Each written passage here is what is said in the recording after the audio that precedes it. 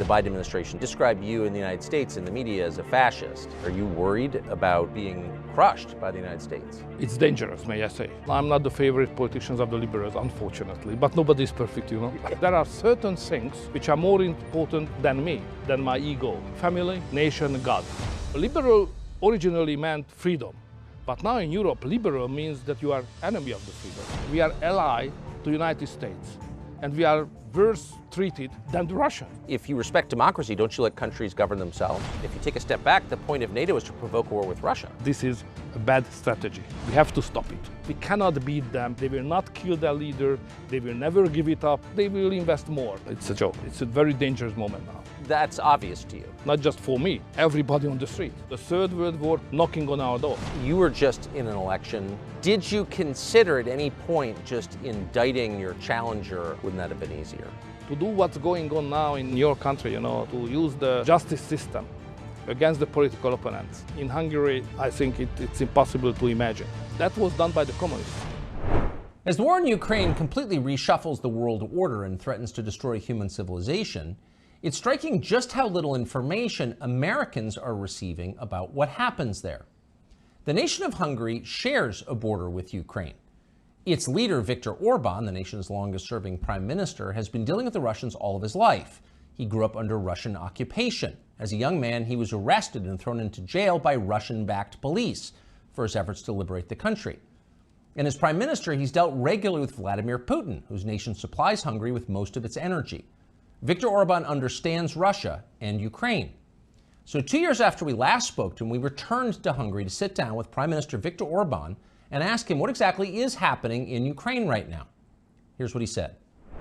So in the United States, the view is that Ukraine is winning this war. It doesn't sound like that's true. No, it's a lie. It's not just a misunderstanding. It's a lie. It's impossible. Everybody who's in politics and understand the logic, the figures, the data, no way. Why is it impossible?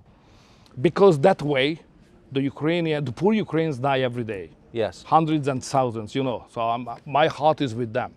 So it's tragedy. It's tragedy for Ukraine. But they will run out earlier from the soldiers, number of soldiers, than the Russians. What finally will count is boots on the ground. And the Russians are far stronger, far numerous, more numerous There's more than of the Ukrainians. Them. Many more. So this strategy, what we are just supporting, is a bad engineering of the strategy. So if the Biden administration has said our goal is to beat Russia, is to effect regime changes to kill Putin and take him out of power. You know, they misunderstand probably the Russians. You know, to understand the Russians, it's a difficult thing, especially if you have an ocean between you and Russia. So when we speak about politics, I mean Westerners, what is the focus point of our conversation? The focus point is freedom. How to provide more and more freedom to the people. Yes. When you speak on politics in Russia, this is not the number one issue. The number one issue, how to keep together the country, because the country is very big. And there's a privilege of the question how to keep together the country and not freedom. Freedom is just another issue, second, third, whatever. First, keep the country together. And that's generate a different kind of culture and understanding of politics. That's create a kind of military approach like they have. Always on security, safety, buffer zone, geopolitical approaches. It's not our culture, it's a different approach. It's legitimate to have that because it's their history. But we have to understand that we cannot beat them as we do just now. It's impossible. They will not kill their leader. They will never give it up. They will keep together the country and they will defend it. We finance more, they will invest more. If we send more technical equipment, they will produce more. So don't misunderstand the Russians. So they're not going to get sick of Putin and throw him out? Come on, it's a joke. What would happen if the West succeeded in killing Putin? What would happen to Russia and its nuclear stockpiles? Okay, so okay, may I recall one of my experience? Yes. So I was prime minister exactly at the time when the change happened in Russia, Putin after Yeltsin. Yes. Yeltsin was very weak and getting weaker and weaker. And I do remember the fear of that time here in Hungary and in Europe as well. whether there will be a new leadership or not. So the real fear here was that there will be an anarchy in Russia. Yes. Putin is out and no new guy who is coming in strong enough to keep together the country, the nuclear arsenal and the army control and so on. So everybody was happy when realized that, that after he had seen Putin come in and started to control the military and the Russian power as a leader. So everybody was happy. I do remember that. So now Putin is in power for long, long years. We forgot about how dangerous when there is no strong leadership or interregnum in Russia. The interregnum is the worst case possible. So, but that is our goal. That is the goal of the U.S. State Department. Yeah, but it's a mistake. If this is the goal, it's a mistake. It sounds very dangerous. It's more than dangerous, you know. Okay, if to sit in Washington, safe United States, is a different feeling than to sit here in Budapest. Ukraine is next door country, you know. So what's going on there could have an immediate impact in 24 hours here in Hungary and so on. When I was very young, 86, if I remember well, there was an explosion of the nuclear power station in Ukraine by accident. Yes. And it infected us immediately. So if there is an escalation in Ukraine, Chernobyl polluted. Chernobyl, yeah, that could have an impact on us immediately. So Washington is far away, Russia and Ukraine is close. That's the Hungarian approach. So, given the manpower imbalance between the Russian and Ukrainian armies and the attrition of the Ukrainian army, hundreds of thousands dead. And many Hungarians as well. Nobody knows it. But we have a minority, a strong minority, more than 150,000 people in the territory of Ukraine, which was earlier part of Hungary. So it's a historical minority community living there. They are part of the Ukrainian state, and they are conscripted now to the army. And they die. They fight for Ukraine, and Hungarians, soldiers dying for Ukraine as Ukrainian citizens. So we lost, Hungarian nation, we are losing lives daily as also. At a certain point, they're going to need more men. They're going to need more soldiers. Where are they going to come from? That's the most risky question. So if any Western country would send any boots on the ground, that would mean a direct war between the West and Russia. And we are in a third world war immediately. So it's a very dangerous moment now. That's obvious to you. Absolutely. Not for me. Everybody on the street. All the ordinary citizens are aware that we are living in a very dangerous moment. So the third world war couldn't knocking on our door. So we have to be very, very careful. And that's my message always to America as well at NATO summit. Be careful with that. And what kind of response do you get when you say that? You know, they are bigger, therefore they are more clever. So that's always the case. So they don't listen to you. We can say in that way also, yeah. I have to ask you about Nord Stream. So it seems very obvious that the Biden administration blew up Nord Stream, either directly or through proxies. I've never heard anyone dispute that, really. How is Western Europe, and Germany in particular, the biggest NATO member in Europe, not saying anything about this? It seemed, that just crushed the German economy. Why don't they say a word about it? So when it has happened, we commented it as a terrorist attack. Yes. It was rejected in Germany and in the West. It was not a terrorist attack. It was something, you know. So that's a kind of evidence of lack of sovereignty. But it's the job of the Germans. I would not like to criticize them. What we Hungarians did immediately, we made clear that there is another pipeline, not just Nordic Stream, but there is a southern stream, coming gas from Russia through the southern corridor. Turkey, Bulgaria, Serbia, Hungary. And together with the Serbian Prime Minister, President, we did very clear that if anybody would like to do the same thing with the southern corridor as it was done with the northern one, we consider it as a reason for war or terrorist attack, and we will immediately react. So don't do that. Probably you can do it with the Germans, but you can't do that with this region. That was very much clear. Do you think people understand that? I think so. You were not speaking to the Russians when you said that. On that subject. Yes. It's a Hungarian issue, it's not a Russian issue. Right, but when you said to the world, don't commit an act of terror against this pipeline. You weren't speaking. It was not addressed to Moscow. No. No, it was not. Right. So if you were in charge of NATO, if you were, say, Joe Biden, what would your next move be in the war in Ukraine? What would you do? Peace immediately. Call back Trump. That's the only way out. Call back Trump. Call back Trump, because you can criticize him for many reasons. I understand all the discussion, but the best foreign policy of the recent several decades belonged to him. He did not initiate any new war. Yes. He treated nicely the North Koreans and Russia, even the Chinese. He delivered a policy which was the best one for Middle East, Abraham Accords. Yes. So that was a very good foreign policy. He's criticized that he's not educated enough to understand the world. This is not the case. Facts count, and his foreign policy was the best one for the world in the last several decades I have seen. And if he would have been the president at the moment of the Russian invasion started, no, it would be not possible to do that by the Russians. So Trump is the man who can save the Western world and probably the human beings in the globe as well. That's my personal conviction. Can I ask you, just to skip around for 1 second, about the Russian invasion of Ukraine? Days before that invasion at the Munich Security Conference, the Vice President of the United States, Kamala Harris, said to Zelensky at a press briefing, "We would like Ukraine to join NATO."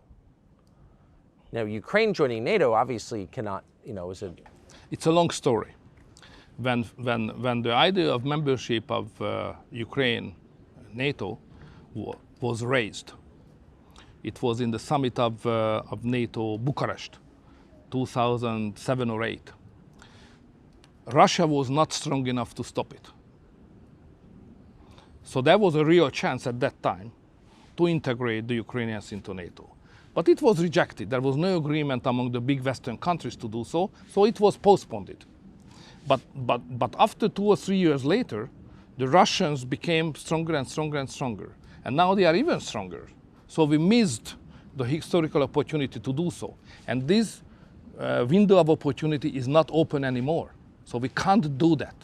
So we can't afford to have that long borderline between Russia and Ukraine, who belongs to NATO. That would mean immediate war danger to all of us, even in Washington. So it's dangerous even for the United States. It's not just dangerous for the region, but even for you, for the families. Because it could provoke a nuclear exchange. So it's not a realistic proposal at this moment. So forget about it. We should say just the opposite. We should make a deal with the Russians on the new security architecture to provide security, sovereignty for Ukraine, but not membership in NATO. So why, and that I think your view is shared by many sober people who watch this, so why would the vice president say something like that at a moment when there were Russian troops massed on the Ukrainian border? It's difficult to follow the mindset of a big power like you are. So it's a different approach to everything than the approach of 10 million people of Hungary with the historical experience, knowing the Russians better than you know. You always think that you know better because of the Cold War, but it's not the case. They never occupied Washington. Yeah. You should ask us. How does it work? What is the way of thinking? What is the cultural context? So back to the piece, if you were in charge, or if Trump were to win in 2024, how would you approach that? What would it look like, the settlement? First, you should admit, probably publicly acknowledging, that the key is in your hand. So if United States would like to have a peace, next morning there is a peace. Because it's obvious that the Ukrainians, the poor Ukrainians on their own, they are not competitive in this war. So if there is no money and there is no equipment from the West and especially from the United States, the war is over. Yes. The solution is in your hand. Is in the hand of your president. The present one or the future one. But you will solve it. The United States can do it, nobody else. It's not the solution for the Ukrainians. Of course, it's about Ukrainians. They cannot be neglected. They must be involved. But the real factor is not Ukraine. The real factor is intention of the United States. Yes. So policymakers in the United States have been talking recently about taking Crimea, including the Russian port, away from the Russians. Is that a realistic goal, and what would happen if we tried? It's totally unrealistic. So, no way. That's not a wise. I don't know. It's not wise. It's not realistic. It's out of question. Last night we stood here and you had fireworks over the city to celebrate the founding of the city, of this nation, St. Stephen's Day, and you had about 10% of your entire population standing outside cheering, and they all seem to be happy to be Hungarian. How do you get a country that's grateful to be Hungarian and identifies? You know, it's an ancient nation first.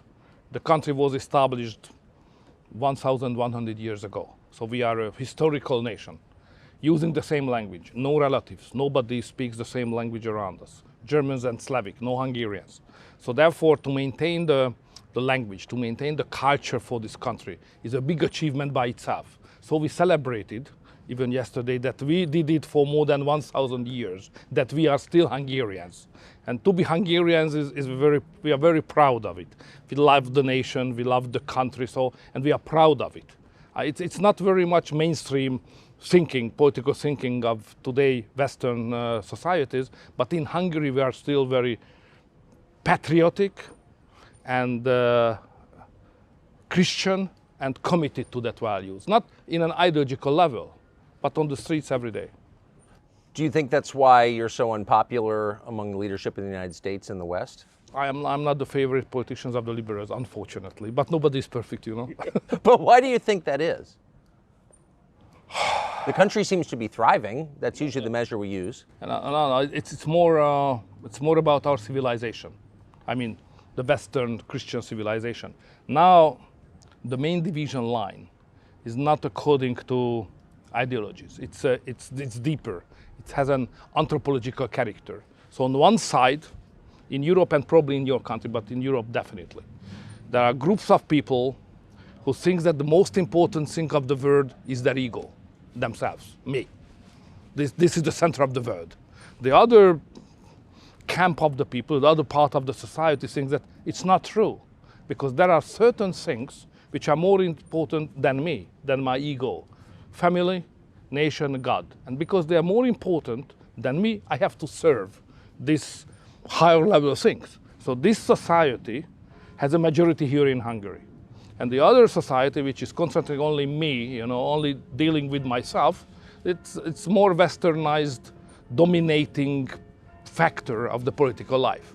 And the governments of the West, more belonging to the first group of the people. I belong to the second one, and Hungary belongs to the second one. Our constitution is concentrating on the we, you know, how we are linked together, family, nation, God, what is common, you know. So we, the Hungarian nation, that's how we speak on that. It's totally out of fashion now in the Western European societies. But why would that be so provocative to certain people in the West? I mean, different countries have different traditions. Mongolia has its own religions, language, but that's not offensive. But something about what you said is very offensive. Because in the Western societies, politics very often led by intellectuals.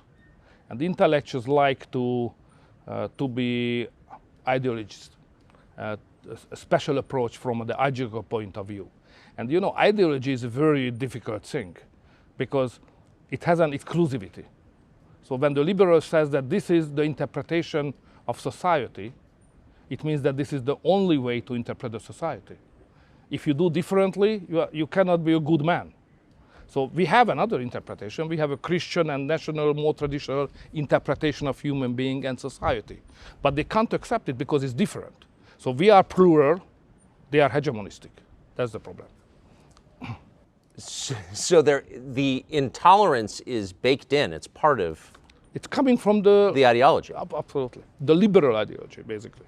Liberal originally meant freedom, but now in Europe, liberal means that you are enemy of the freedom because you are hegemonistic request on society, on the values and the concept of human being as well. So liberals are against freedom. That's how we see them. I've noticed. I mean, I don't live in Hungary. I can't assess it. I can assess your media landscape, which is much freer than ours, much freer, much more diversity. I have to fight every day. In the United States, right?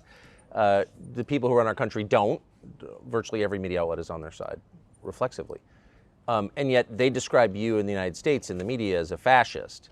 And the Biden administration seems to believe it, the State Department anyway. The U.S. is the biggest, most powerful country in the world. Are you worried about being crushed by the United States? It's dangerous, may I say. So we should not neglect the importance of that fact. When the United States administration does not like you or consider you as an enemy or having a backtrack, it's dangerous in international politics, you know. So you are powerful, still number one power of the world. So if you criticize somebody, we have to be very cautious how to deal with that. And now the Democratic administration does it regularly. So we have to be clear here that this is not the voice of America, it's the voice of the administration of the United States. Not all Americans has the same approach as the government. Like the Republicans, who are far closer on value basis to us. The previous president is friend of Hungary on the value basis, historically and, you know, wholeheartedly, so it's a real friend. So don't make a mistake to consider United States equal to the United States administration. Yes. And I think that difference is important because you have competition, a political system based on competition, and hopefully Trump will come back or Republicans will come back, and the relationship will be again very good. But now it's absurd. Can you imagine that United States government deleted the agreement between Hungary and the United States on double taxation, but they still have the agreement between Russia and United States. And that means that American citizens, for those who don't know what this is, American citizens who live and work in Hungary have to pay Hungarian taxes to your government, but also full federal taxes to the United States. But the attitude as such, we are a member of NATO, we are ally to the United States, and we are worse treated than the Russians, you know. What's that about? What is it about? It's what you just said. So it might be helpful to say it out loud. Now, the Biden administration spent U.S. tax dollars to campaign against you in your last election. They didn't succeed. You won, you know, in a fair election. Big money. Big money. I don't think most Americans understand that their tax dollars went to defeat you in Hungary. Yeah, exactly. But that's not, I mean, if you respect democracy, don't you let countries govern themselves?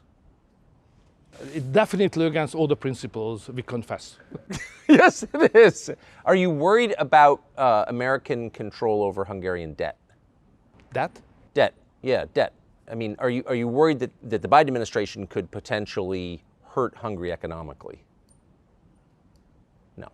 10 years ago, probably that could have been the case, but today we are strong enough. No. It's not easy. It's far easier to cooperate with the United States government.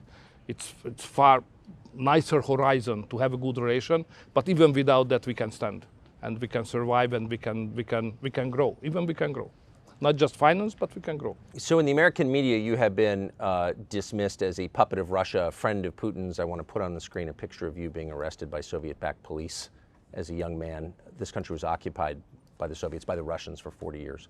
So given that, are you a bootlicker of Putin? Are you a puppet of Putin? What's your view on Putin?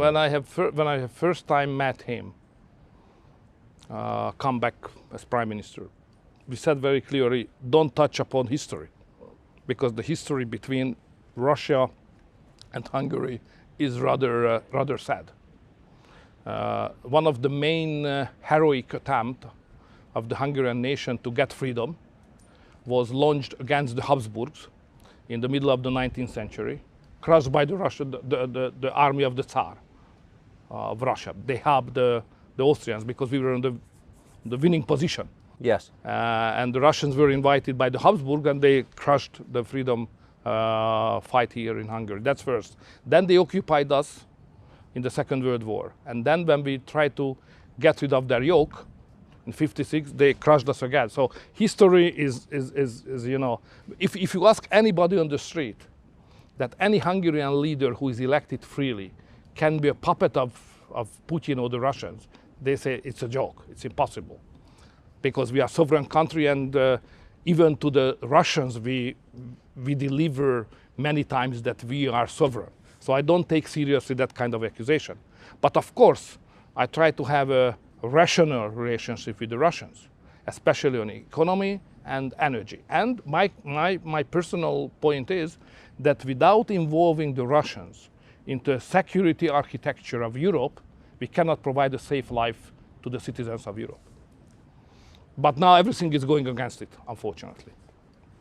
Well, Russia is hardly integrated into the security architecture of Europe. All of NATO is against, I mean, NATO is at war with Russia.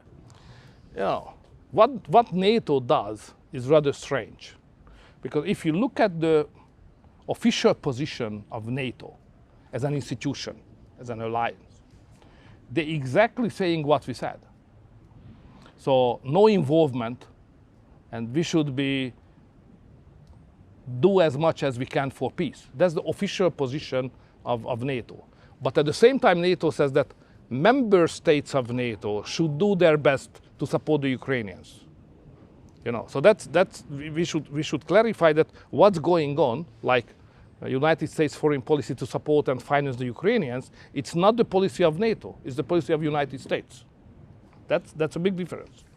But I mean, NATO countries now border over 1,500 miles of Russia.